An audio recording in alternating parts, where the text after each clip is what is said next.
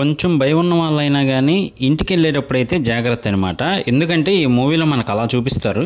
Night అవుతుంది అనగానే ఆ ఊరి పొలిమేరనైతే క్లోజ్ చేసేస్తారనమాట. ఆ ఊరిలోకి ఇంకెవరు వెళ్లకుండా, ఆ ఊరి నుంచి ఇంకెవరు బయటికి వెళ్లకుండా. ఎందుకు అంత అంటే గనక ఆ ఊరు పొలిమేరలో ఉన్న మలుపులో సుమతి అయితే ఉంటుందన్నమాట. ఎవరు భయ్యా సుమతి అంటే గనక ఒక అందమైన అమ్మాయిగా ఉండే దయ్యం. స్టార్టింగే మనకి అదిరిపోయే ట్విస్ట్తో అయితే స్టార్ట్ చేస్తారనమాట. ఆ ఊరి పొలిమేర దాటద్దురా, ఈరోజు ఈ గుడి దగ్గరే ఉందాము అని జనాలు అందరూ అంటూ ఉన్న ఒక మొనగాడైతే మాత్రం లేదు, అవన్నీ మూఢనమ్మకాలు, నేను వెళ్ళి ప్రూవ్ చేస్తాను అని వాళ్ళ ఆవిడని కూడా తనతో పాటు అయితే తీసుకెళ్తాడనమాట.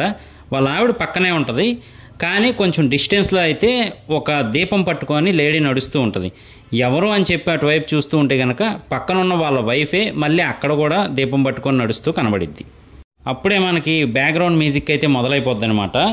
ఇదంతా కాదు, ఈ కేసుని నేను సాల్వ్ చేస్తాను, అసలు అది ఎవరో తెలుసుకుంటాను అనే టైప్లో అయితే ఒక పోలీస్ వస్తాడనమాట. ఆ పోలీస్ని నిజానికి అక్కడికి పనిష్మెంట్ కింద అయితే పంపిస్తారు, ట్రాన్స్ఫర్ చేసి.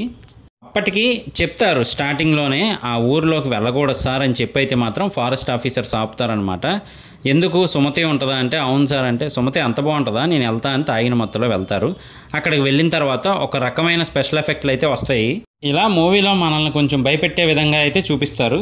కానీ అసలు ఆ అమ్మాయి అలా దయ్యంగా మారడానికి గల కారణం ఏంటి అదంతా కూడా మనకు చూపిస్తారనమాట. ఆ స్టోరీ కొంచెం ఎమోషనల్గా ఉంటుంది.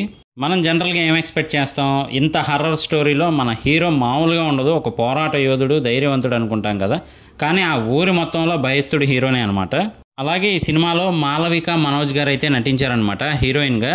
యూత్కి అయితే చాలామందికి తెలుసు ఆ హీరోయిన్. జో అనే మూవీలో హీరోయిన్ అనమాట.